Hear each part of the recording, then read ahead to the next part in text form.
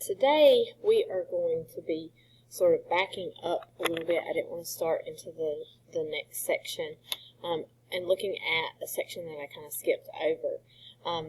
We've kind of already done everything for this section, but we really just need to look at putting this together a little bit better because they put a lot of these questions on the AP exam. So we're going to start by looking at a free response question from the AP exam. So this is 2016 AB2, and it tells us for t is greater than or equal to 0, a particle moves along the x-axis. The velocity of the particle at time t is given by v of t, and it gives us this equation. The particle is at position x equals 2 at time t equals 4. It is important to note this is a calculator active question, so we do not have to do any differentiation or integration by hand. So I am going to go ahead and open up my calculator. And before I do anything else, I am just going to go here, turn this on. I'm going to go to y equals. I'm going to clear out the stuff that's there, and I'm going to enter this equation. So I've got 1 plus 2 sine of x squared over 2. And so I've got my function in here. You do want to be extra careful and make sure that you've got it in correctly, because if you type this in wrong and then do everything on the calculator like I'm going to do, you will mess up. So if this is wrong, so make sure that's right and we look good there.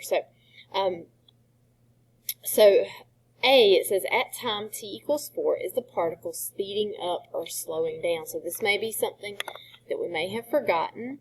So if we are speeding up, let's see,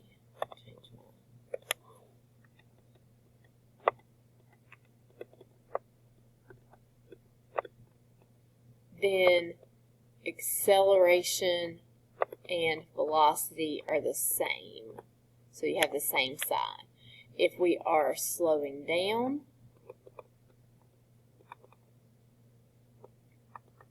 acceleration and velocity are opposites. And so on a calculator active problem, you don't have to work anything out by hand. So for part A, what we would do is we need to know velocity at time 4 and acceleration at time 4. So velocity at time 4 is just v of 4. You do not even have to write what that would look like if you plugged it in. You can just go right over here, and it really helps to already have that typed in because you can just do y1 of 4. That'll give you the velocity of 4.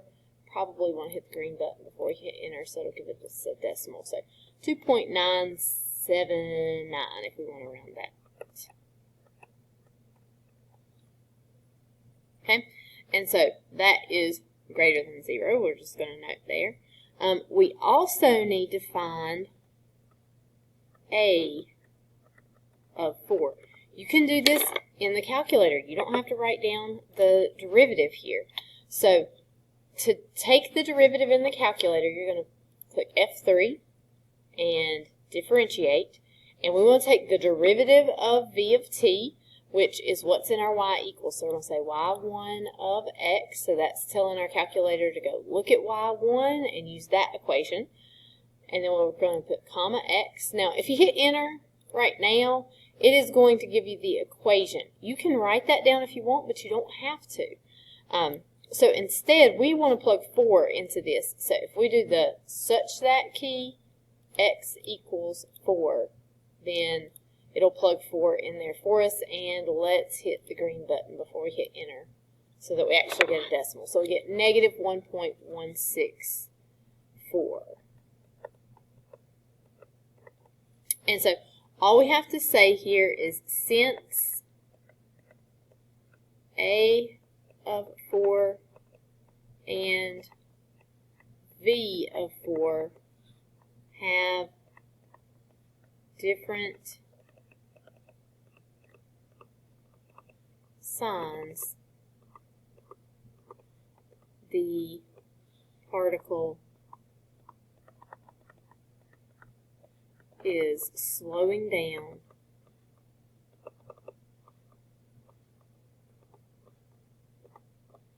at t equals 4. So that'll be our part A right there. You do not, the big mistake a lot of people make is they only look at acceleration, but you gotta look at velocity and acceleration here, and then make sure you explain it. Okay. B asks us to find all times on the interval from 0 to 3 when the particle changes direction, and we're supposed to justify our answer. So again, here we need to remember, if velocity is positive, then we're going to the right. If velocity is negative, we're going to the left. So we just need to look at those sign changes in our velocity for part B. You are relying on your calculator here because this is a calculator active question. So let's go to the graph for this. And I cannot see much on my graph, so I want to change my window. I'm going to hit the green button and F2. I've already got this from 0 to 3, which is the window I'm supposed to be looking at, but I'm not seeing the right Y values.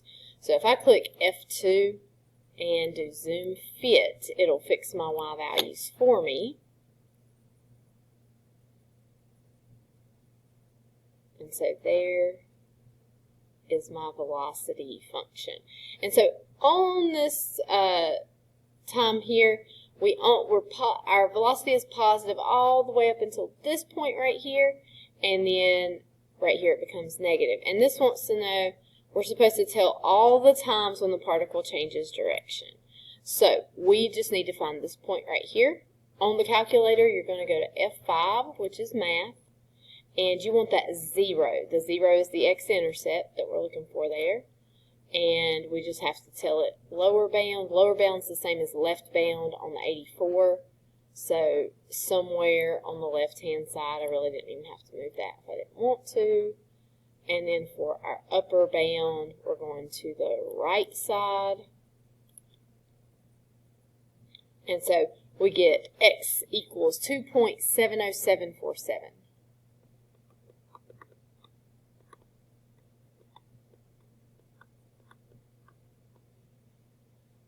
Okay, so we would say the particle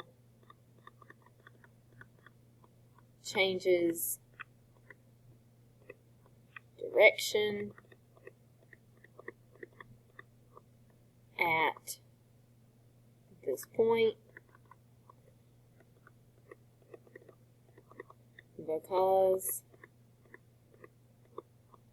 v of t changes signs at this point.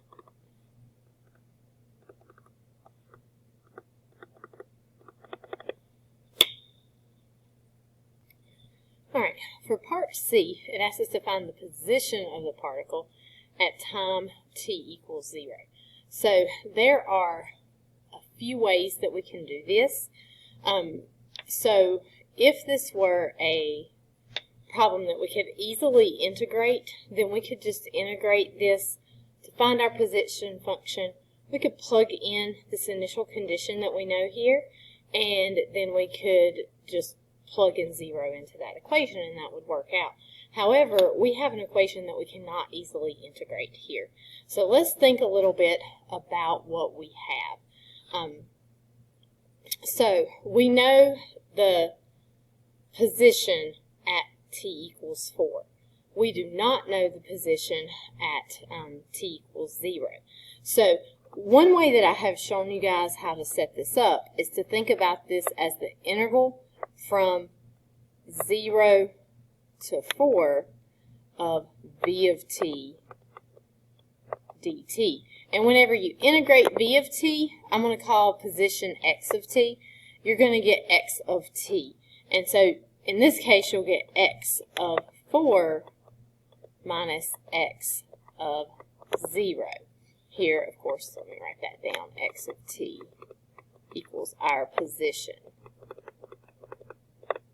Okay, so we know x of 4. We know what the position is whenever t equals 4. So that is 2. So we could plug this in right here. We also can find this area under the curve from 0 to 4 of v of t. So we can use our calculator for that. And we are just going to go back to that home screen, F3, and we're going to integrate. And we can tell it velocity is y1 of x because we have that stored there, comma x, and then we're going to put comma 0, comma 4. And I'm going to hit the green button before I hit enter so that I get a decimal. And it's going to take it a second, but hopefully it's going to work for us here in a minute. Oh, put it away right as it happened. So 5.81503. So 5.81503 is our area under that curve. And this equals x of 4 minus x of 0. So if I want, x of 0 is the position when time equals 0. So this is what I want to find. So I'm going to subtract 2 right here. And I will get 3.81503, and that's going to equal negative x of 0.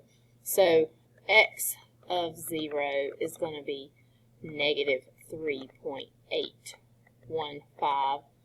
You can round that off if you want, or just leave it like it is here. So that would be your position. That might be the easiest way to think about this. The other way that you can think about this is with position. We know where the particle is at t equals 4. So we can take our starting, if we're looking for x of 0, we can take our starting position, which we know is 2. We're starting off at 2. That's the only point that we know. I say starting, but it's actually t equals 4. And then we can add the integral from 4 to 0 of v of t dt. I started with my lower limit of 4 here and then went to 0 because 4 is the point that I know. That's where when my position is 2, right here. And so we can look at it this way as well. So you can take whatever point you know, and then you can add the area under the curve from that point to the other point that you're looking for. Now, if I were solving this, of course, I would switch those limits right there. Actually, I wouldn't have to since this is calculator active. Since this is calculator active, I wouldn't even have to switch those limits. I could just do 2 plus the integral of y1 of x, comma x, and then I'll do comma 4, comma 0 here. And I'm going to hit the green button before I hit enter. It's probably going to take it a second on this one as well. But it should give us that same negative 3.81503 that we got before. Let's see if it works. Yes, we do. So we could also do it that way as well. And this is sort of the method that I'm going to kind of be looking at as we go through here. So you can either set it up like I did here in the beginning, which is the way that I've done it more with you guys so far, or we could think of it this way. We're going to look at some more of this like this. Now, D, this is defined as the total distance that the particle travels from time t equals 0 to time t equals 3. And so if we go back to that graph that we have the particle has a positive velocity all the way up into this point that we found. So we know that the particle is going to be moving to the right during this section, but then it's going to be moving to the left over here, so we switch direction. So you have a couple options of the way that you can set this up. I'm going to show you the one that's a little more difficult first, and then we'll show you the easier one.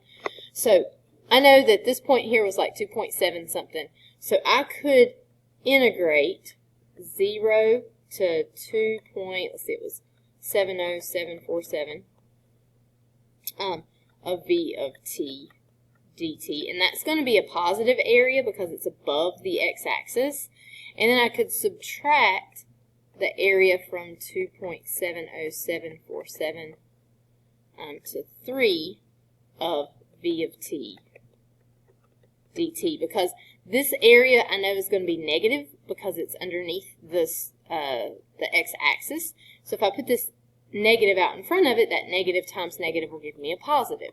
And so if I evaluate this in the calculator, go back to that home screen, I would do the integral of y1 of x, comma x, comma 0, and I'm going to go up here and see if I can, comma first. We'll go up here and see if I can find that number and just grab it. Oh, I can't because that was from the graph. I could have stored that value. It probably would have been a good idea, but instead, at least I kept 5 decimal places, so 2.70747. And then I'm going to put minus the integral of y1 of x from 2.70747 to 3.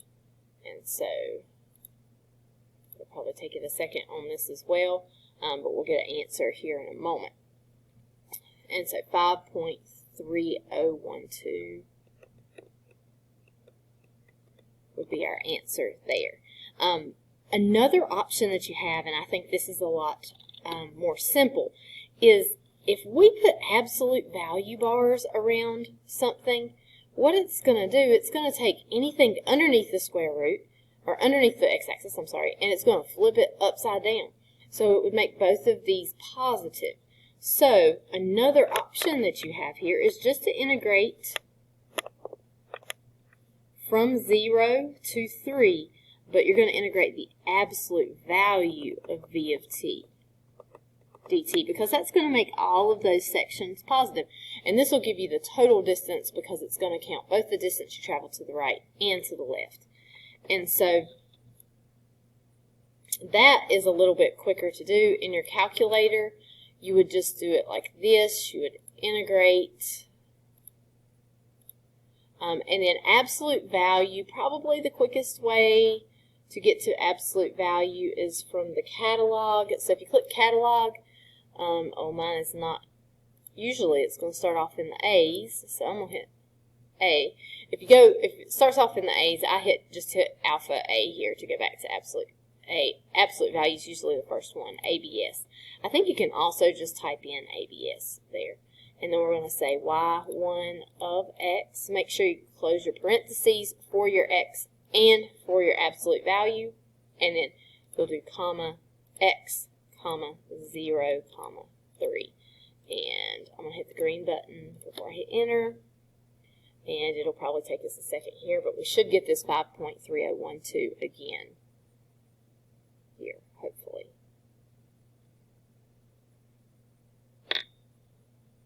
It's taking a second. I'm sorry for the delay. Here it goes. Yes, we get that same answer, so 5.3012. So you could either set it up like I set it up at first, or you could just use those absolute value bars. Okay. So this is a free response that is very common to see on the AP exam. I feel like you'll see something on particle motion there. So this is one that's good to be familiar with. So AP has put out, and these are the solutions that AP puts out. Notice they do the absolute value bar in their solution. Makes it a little bit quicker. Let's go through some generalities here that we're going to look at for this. So in part 1, it says, use the words and phrases in the word bank to complete the fill-in-the-blank sentences given. Each word or phrase will be used only once. So to find a new position of a particle on the x-axis. This is the second method I use on part C.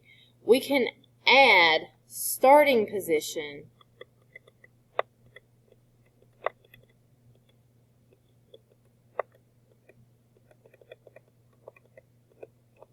to the integral of our velocity.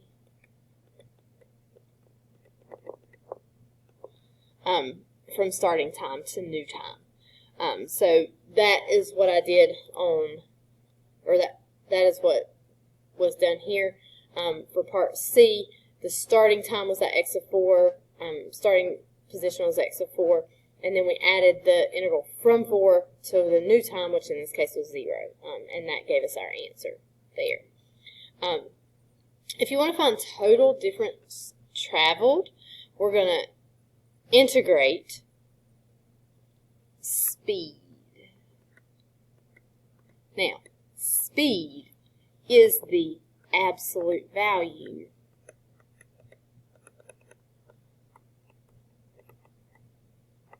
of velocity. So if it ever says total distance, you're integrating the absolute value of velocity. And absolute value of velocity just takes velocity and makes it always positive, which is actually just your speed. Because speed does not have a direction. Speed is just the magnitude of that velocity vector. And then for our last one, to find the change in blank, integrate velocity over the time interval. This is also called blank. So to find the change in position, okay, so if you don't care about total distance, you just want to know how far the particle is from the place that it started, then you're going to just integrate velocity over time, and this is called displacement. So this is just how far the particle is from the place that it started. So let's look at some examples. So a particle moves along the x-axis so that at time t, its position is given by x of t, and velocity given by v of t. At t equals 2, the particle is located at x equals 5.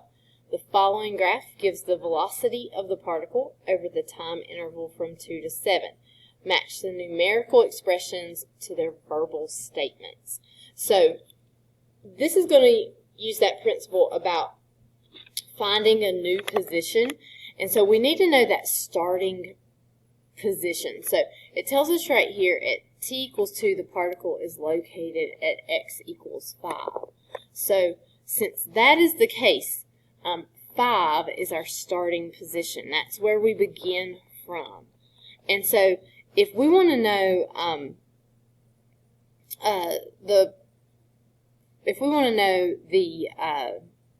the position at 3 or 4 or 5, we could add the integral from t equals 2 to whatever we're looking at of v of t dt. And so let's look at the options that we have here. It says total distance traveled by the particle over the interval from 2 to 7. So this is not looking for a new position. This is looking for the distance traveled. So the distance traveled we can find by finding this area underneath the curve here. So for this triangle, we're just going to have 1/2 times 3 times 2, which is going to give us a 3 here. So you've got 3 units in this case. And then for this area under the curve, we would have 1/2 times 2 times 2, which would just give us 2. And so if we want to know the total distance traveled, the particle travels to the right 3 units here, and then it travels to the left 2 units here. Both of those are going to be positive because we're looking for total distance. So we would choose A right here. 3 plus 2 would give you the total distance traveled. I'm going to skip down to 3. It says change in position between t equals 2 and t equals 7.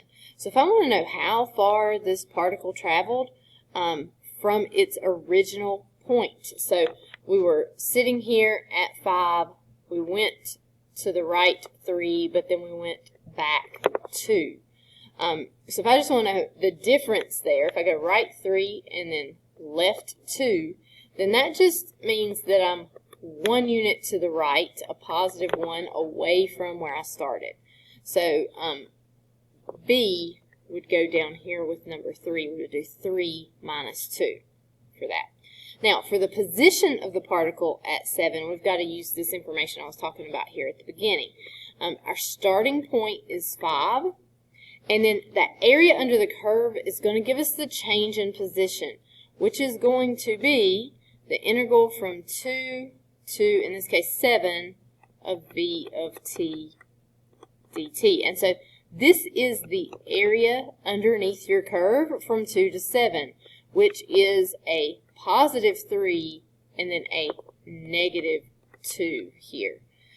So 5 plus 3 minus 2, that's going to give you your position of your particle there. So you'd end up with a position of 6 in that case. All right, let's look at what else they have for us. So a particle moves along the x-axis so that at time t, its position is given by x of t and velocity given by v of t. Match the following integral expressions to their verbal statements. So, for number 1, we see total distance traveled by the particle over the interval from 2 to 7. So when we see this total distance, we should be thinking of the absolute value of the velocity. So you can see right here, c, this is the integral of the absolute value of velocity. So that is going to be c for number 1. Position of the particle at t equals 7. To find a position, you have to have the starting point, which in this case was x of 2, and then you add the change in position, so the integral from 2 to 7 of v of t dt. That's going to be a here. And then this piece of that is your change in position.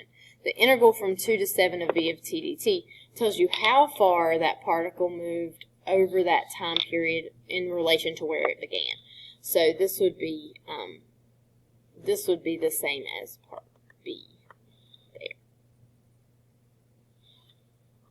Okay, let's look at this next thing. I'd like you to read this here, pause the video, and then answer in your own words. Okay, so hopefully you paused this, answered this in your own words. Your position is where you're located at. Displacement is how far you are from where you began.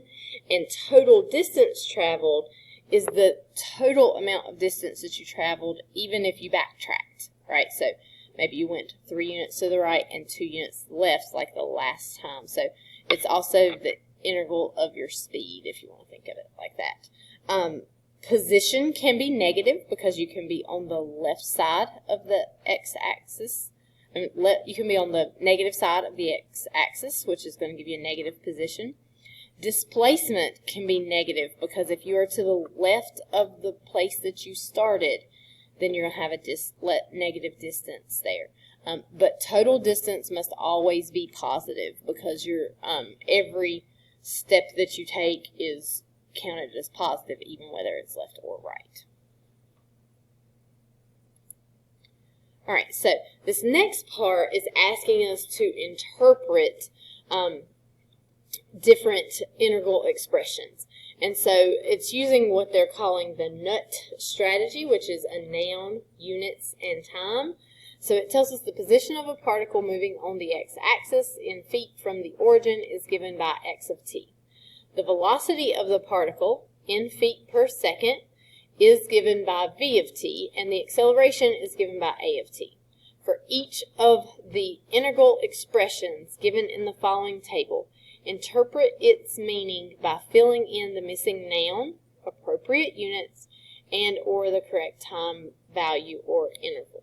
So here we've got x of t, which is my position at t equals 2. So this is like a starting position. Also, they use x prime of t, but right here they could have used v of t. So when we're finding the area under velocity, that gives us the amount of distance traveled. So we have a starting position. This gives us distance traveled from 2 to 4. And so starting position plus I add the distance traveled, that's going to give me the position at t equals 4. So position at t equals 4 is what I'm looking at here. Now a position is going to be given in just feet in this case because we're measuring in feet. So my units here are just going to be feet. And then, of course, this tells us this is at t equals 4 because that is the place that we're ending up at here. Okay, if we look at the next one, again, they used x prime of t, but they could have also used a v of t here. And this time we don't have a starting point. So this is not going to be a position, it's going to be a change in position of the particle, which is what they tell us here. And so if we're looking at change in position, we're looking just at how far you are from where you started. So this also has to be measured just in feet. So you're just looking at distance that was traveled, but not total distance, that distance from the place that you started.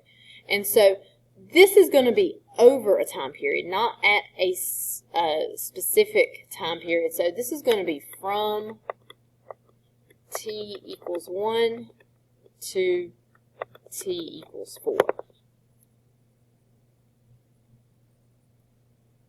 Now, this next expression dips back into what you guys did on last Friday a little bit.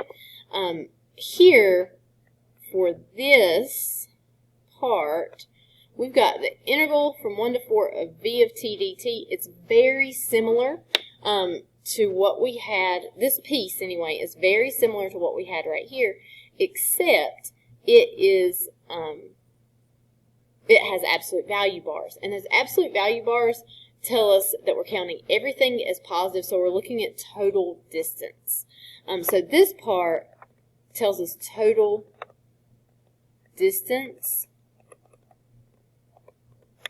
from 1 to 4, from t equals 1 to t equals 4. So that's the distance traveled. But we've got this 1 over 4 minus 1 up here.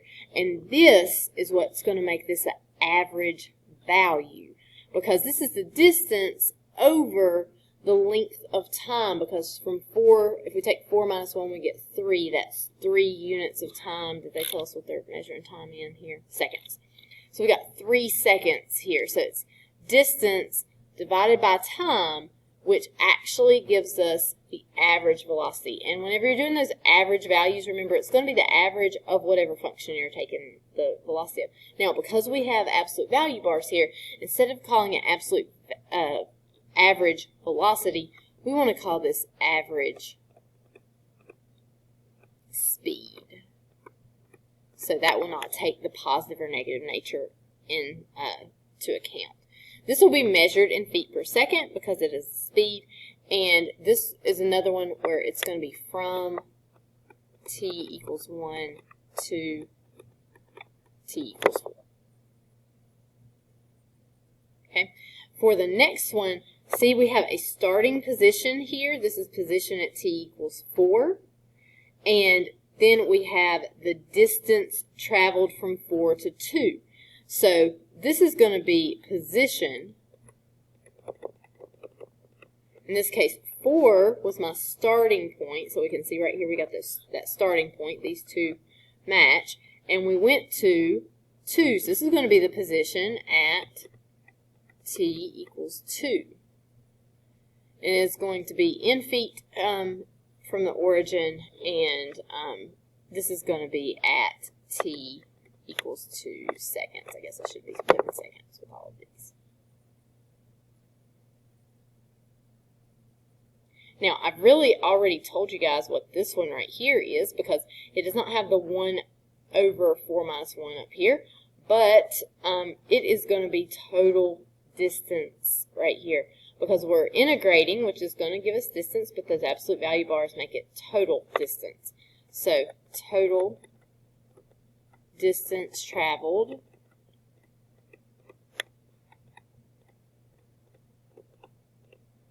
and since it's a distance, it will be measured in feet, and this would be over the time period from 1 to 4. For the next one, we have average acceleration of the particle. So notice this is another average value. So average acceleration is measured in feet per second, or you could write it as feet per second squared.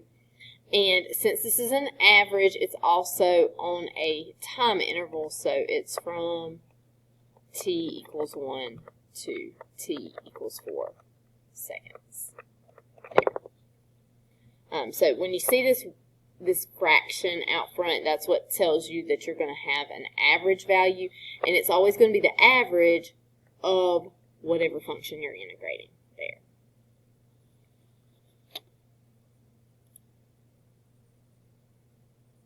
Okay, so for this next question, it asks us to show why this expression is mathematically equivalent to x of 2. So this is pretty simple right here because if we integrate v of t, we just get x of t position, and we're going to evaluate that from 4 to 2. Well, that would be x of 4 plus x of 2 minus x of 4. And you can see what happens right here. The x of 4s are going to cancel out, so you just get x of 2 here. So that shows you why this is going to give you that position. For the second question, it says, what are 3 different ways a definite interval with an integrand of velocity can be used? And so if we integrate from a to b of v of t dt, this is going to be displacement, or change in position from t equals a to t equals b. So it just tells us how far the particle travels. We can also do almost the same thing here, but we can put absolute value bars around that v of t. And so that would give us total distance traveled from t equals a to t equals b. And then the last thing we can do is we can use this for position. So we could have a position at A, and then we could add the integral from A to B of v of t dt, and this would give us the position at t equals whatever your b value is there.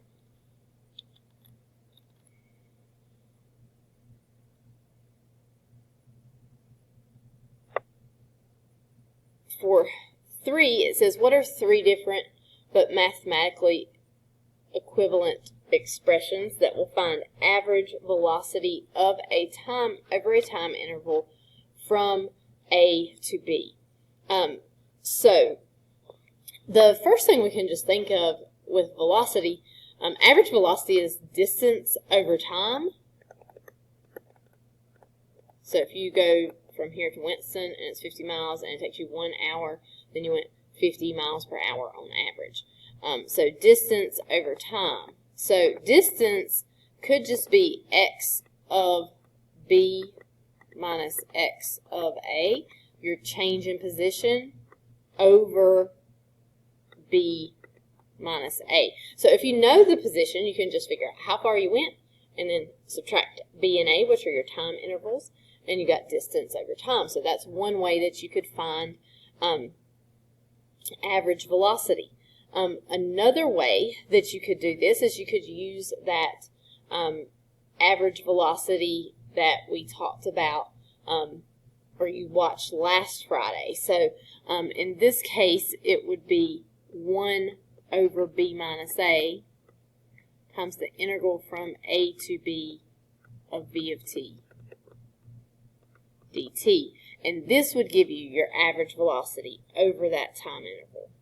And then this is just one slight difference, but one other way we could write this instead, so this is our third method, is we could write the same thing here, but instead of using B of t dt, we could use x prime of t dt, and that would also be equivalent.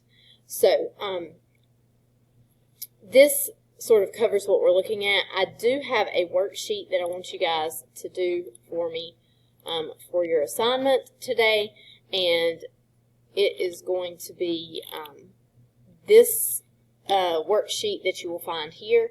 And what I need you to understand about this worksheet is that other contexts work very much the same as position. So for example, for this first problem, there are 30 gallons of pollutant in a lake at t equals 10. If the number of gallons, P of t, of the pollutant changes at a rate P prime of t, and it gives you the equation gallons per day, where t is measured in days, write a definite integral to determine the amount of pollutant in the lake after 12 days. So in this case, let me make it so I can write here. For that first one that you see there, if we want to know the amount of pollutant in the lake, we could start with our starting position. We know there's 30 gallons at t equals 0. So P of 0 is our starting amount.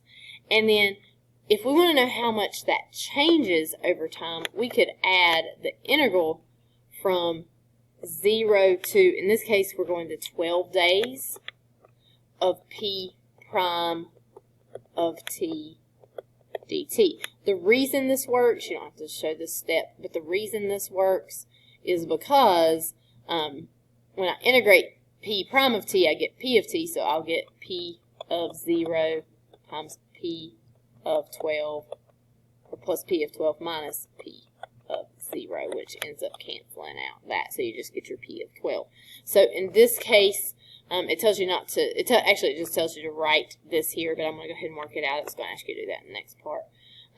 So you've got 30 plus the integral from 0 to 12 of P prime of t. This is one that you're not really going to be able to integrate by hand. So we could use the calculator for this. So we could do 30 plus the integral of 1 minus 3 e to the negative 0.3 square root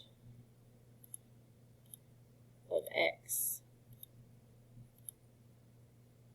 I'll put a comma x, comma 0, comma 12.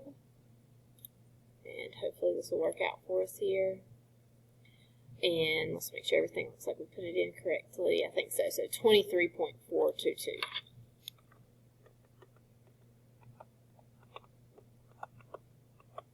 So it doesn't ask you to work that out until you get to the next page, but I just going to go ahead and do both of those there. So this works very much like your velocity and position functions, whereas here the rate is like your velocity, the amount of pollutant is like your position.